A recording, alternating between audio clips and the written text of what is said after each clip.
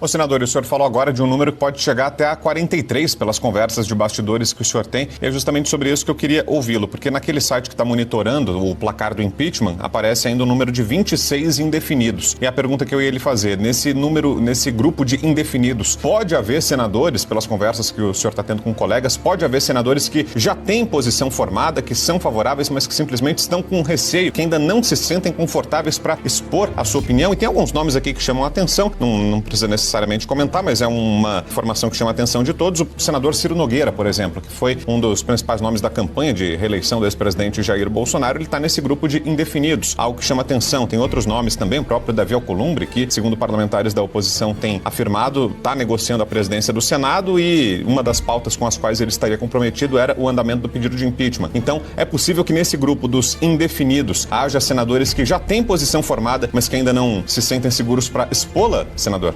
Eu tenho certeza de que, eu não vou falar do Ciro, mas o Ciro, ele tem lado, ele sabe, ele acompanha, é um homem muito inteligente. Mas vamos falar de partidos para nós não personalizarmos a questão. Se vocês somarem os parlamentares do Partido Progressista, PP, que é da oposição, do Republicanos, que é a oposição, e do próprio PL, nós já teríamos esse número que eu estou lhe falando. Fora outras adesões que poderão ocorrer durante o processo inesperado. Mas muitos senadores que nós não contávamos o voto, que inclusive votam majoritariamente com projetos do governo, Vitor, já assinaram o pedido de urgência, porque esse pedido que os senadores fizeram é pela urgência da tramitação do processo que os deputados federais apresentaram. Então, também não vou fulanizar, não vou personalizar. Vários desses senadores, se vocês olharem, sempre votam com o governo. São de partidos da base do governo e mesmo assim estão vendo a grande escalada do judiciário, estão vendo o Senado pequeno, um Senado calado diante de tanta arbitrariedade. Estão vendo a imprensa todo dia vocalizando que todos os limites já foram passados. Então tá aí, pessoal, declaração importantíssima do senador Jorge Seife. Ele diz que nós já temos a maioria, caso a gente comece a olhar ali pelos partidos que estão se posicionando. E pessoal, isso é muito importante. Peço para você me ajudar a compartilhar esse vídeo para mais pessoas, para mais patriotas. E a gente está vendo dois cenários importantíssimos no Brasil que está dando tudo errado para o Lula, que é a Suprema Corte, que sempre o defendeu. O povo brasileiro está olhando mais para isso, está batendo nessa questão do impeachment do Moraes. Estamos mobilizando os senadores para que isso aconteça. Então eu acredito sim que a qualquer momento eles podem pautar o impeachment. Pode ser que eles não tenham só apenas declarado ainda, né, colocado lá no site, mas a qualquer momento formar a maioria, fazer o requerimento, começar a pautar o impeachment e de uma vez por todas acabar com tudo isso. E o governo, pessoal, o governo Lula, que depende desse STF para continuar no poder, né, e para continuar ali tendo as suas regalias, porque o STF tudo faz pela esquerda, vocês sabem como é. Agora, a Globo também começa a bater no governo.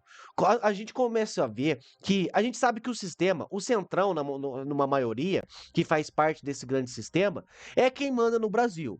E a gente consegue ver a opinião, a forma de pensar do sistema através dos principais jornais, que é quem está fechado com o sistema, vocês sabem disso. E quando a gente vê a Globo começando a bater em Alexandre de Moraes STF e agora volta a bater no governo Lula novamente, isso quer indicar algo. Olha aí, pessoal. Acho que a gente precisa começar dizendo algo que nem sempre é dito, mas inclusive para que se aprenda e não se repita, é importante dizer: o governo Lula falhou. E não foi por falta de aviso. A gente está há meses com diversas instâncias e instituições apontando para a situação que estava se construindo. Você teve o STF lá atrás exigindo medidas e planos para preservar a Amazônia do fogo, para preservar o Pantanal do fogo. Você teve o próprio Ministério do Meio Ambiente, da ministra Marina Silva, apontando a situação emergencial do país. Não sei se recebeu bastante atenção que deveria ou não. Você teve pedidos de estados como o Amazonas, quando o fogo pegou lá meses atrás também pedindo soluções e ajuda do governo federal. Você teve alertas internacionais, como da Organização Meteorológica Mundial, cujo relatório mostrava o risco acentuado de seca e fogo em diversas partes do mundo, inclusive do Brasil, né? E por fim você tem agora o próprio Supremo Tribunal Federal se vendo na obrigação de voltar ao protagonismo na questão do combate ao fogo, porque o governo federal não fazia o suficiente. Você teve aviso atrás de aviso, você tem o conhecimento sabido já de que setembro é tradicionalmente um mês de pico das queimadas, um mês em que o fogo é especialmente perigoso, e nós então vemos que a gente chegou em setembro de tal maneira despreparados que a gente está vivendo em diversos estados. Se fosse um ou outro estado, você podia também dizer, tá, talvez seja uma coisa mais local, mas não é. É nacional, é um país despreparado. Por isso a gente pode falar de uma falha do governo federal. E agora com o ministro Flávio Dino, do Supremo Tribunal Federal, tendo que exigir do governo que mobilize, por exemplo, mais bombeiros militares para combater as chamas. Ora, tem evidência maior de que o nosso governo não estava fazendo tudo o que precisa? Cadê, por exemplo, a ajuda internacional? Quando a gente tem desastres no Brasil, diversas vezes vimos pessoal, equipamento de outros países. Cadê essa mobilização?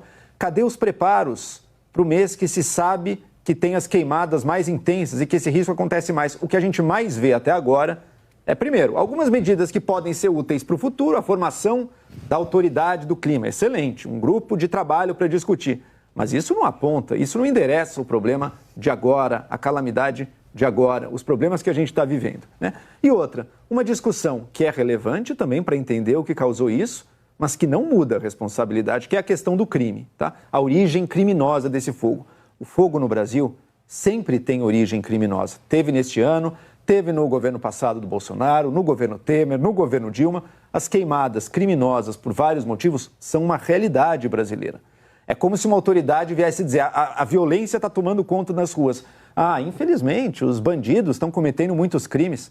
Isso não justifica, isso não desculpa. A gente precisa cobrar e mais ações de um governo federal e estaduais também, é verdade, que falhou. Pessoal, a Globo já não tá conseguindo passar pano mais. Não tem como passar pano. Me fala, como passar pano pro governo se você sai aí fora da sua casa, olha pro céu e só vê fumaça? Não tem como defender, é um governo despreparado e aqui ele traz dados, ele traz fatos. O mês de setembro teve sim grande pico de incêndios, principalmente de incêndios criminosos, no governo Dilma, no governo Temer, no governo Bolsonaro e agora no governo Lula. E por que só no governo Lula teve esse salto gigante? É despreparo, é falta de gestão. Cadê a ajuda internacional? Cadê mobilização de bombeiros? Não tem, é um governo despreparado. Não sabem governar. Sabe o que eles estão preocupados? Preocupados com o dinheiro. Preocupado para onde está indo o dinheiro, quanto que eles vão arrecadar, se tem que taxar mais imposto ali, se tem que taxar mais imposto lá. É isso que estão preocupados. Não estão preocupados com mais nada no Brasil. Essa é a verdade desse governo. E aí, infelizmente, porque para eles é infelizmente, a Globo, que eles sempre dá, que eles gastam dinheiro ali, hein? Grande parte dos nossos impostos vão para a Globo. Aí, infelizmente, para eles a Globo tem que vir falar: olha só, governo, vocês têm que fazer alguma coisa. Não tem como passar pano mais. Olha o que está acontecendo no Brasil. E aí, pessoal, a gente consegue ver esses grandes picos, né? Esses dois grandes picos no Brasil, que é o avanço dos senadores contra o STF, contra principalmente o Alexandre de Moraes, e até os esquerdistas, né, mídias de esquerda, influenciadores de esquerda, artistas, batendo no governo Lula, acabando com o governo Lula. Por quê? É um governo ineficiente, um governo que não tem gestão, um governo que precisa acabar de uma vez por todas. O Brasil, pela última vez, tem que olhar para esse governo que está aí, né, que governou 15 anos, agora vai ir para 20 anos, porque pegou mais 4 anos, e que não sabe governar. Que sempre teve falcatrua com dinheiro, sempre teve aumento de impostos, sempre o povo se ferrou. O povo tem que aprender de uma vez por todas que não sabem governar. E isso está ficando mais claro do que tudo, pessoal. E agora eu tenho um vídeo aqui, eu queria trazer, né, agora trazer outro assunto, que é o Pablo Marçal, né, pessoal? O Pablo Marçal continua desmontando os jornalistas, tem essa rixa aí, né, da direita com o Bolsonaro, né, com seu acordo com o Centrão, que o Pablo Marçal julga, e vem Silas Malafaia, vem Gustavo Gaia. A gente teve isso, teve um vídeo especial só sobre isso. Peço para você acessar aqui no canal, caso você não tenha visto essa briga. Mas uma coisa a gente não pode negar: o Pablo Marçal, se ele for um cara oportunista que tá colando na direita para ganhar voto, isso só o tempo vai dizer. Mas que ele representa valores de direita, conservador, isso é um fato. E a gente vai mostrar agora. Olha aí. Candidato, outra coisa. O senhor usou essa semana aqui a expressão vou banir livros sobre comunismo. Eu não estava presente no evento lá da Bienal, onde o senhor estava, mas vi essa expressão repetida em diversas reportagens. Eu falei, foi pra isso mesmo, pra repetir no A jornal. ideia A única coisa boa não repete, essas aí repete. A ideia é banir livros de escola, de biblioteca? Ah, tudo que tiver pornografia infantil, tudo que tiver estimulando a erotização infantil, aborto, tudo que vá contra a tradição do povo brasileiro, contra o vernáculo, a coisa mais linda que a gente tem culturalmente, a língua portuguesa. A gente não quer falar todos, a gente não quer cantar o hino nacional. Desfiles, deixe só vai cagar. Seus filhos não vão cantar desse jeito. Isso não existe, isso é um desrespeito, inclusive é uma contravenção. Por que o Bolis não tá respondendo por isso? Eu vim de escola pública, a gente cantava o hino nacional todo dia. Foi só parar de cantar o hino nacional que esse inferno desses malucos, desses comunistas, começaram a cantar desfiles. O que é desfiles? Calma, candidato. Eu tô calmo. Deixa eu avançar um pouquinho nesse assunto. O senhor, por exemplo, teve uma... Só um pouquinho. É natural, nós vamos colocar livro de empreendedorismo, de educação financeira, de tecnologia, de profissão do futuro, de empresarização. Acho que não vai ter tempo pra ficar lendo essas balelas que não levam a lugar nenhum. Mas é o senhor que deve escolher os livros. Não, tanta gente inteligente, não é possível. Como é que faz? Imagina. Como é que faz a seleção dos livros? Quem vai fazer isso é o secretário de Educação com equipe técnica. Só que aí o prefeito vai pegar uma bica e vai colocar. É proibido colocar livro de idiotização. Nós não vamos romantizar a idiotização na cidade de São Paulo, todo saco cheio. É meio vago isso, Não, né? é vago, meio não. preocupante. Não, isso não é meio preocupante, não. É preocupante. Você quer pornografia infantil para as crianças? Não, mas É a gente usa palavras que podem ser interpretadas de várias Mas maneiras. pode O senhor falou, interpretar por exemplo, do vou banir o comunismo. Isso pode querer dizer 1 milhão. Não, isso aí tinha que criminalizar no Congresso Nacional. Isso nunca prestou em lugar nenhum.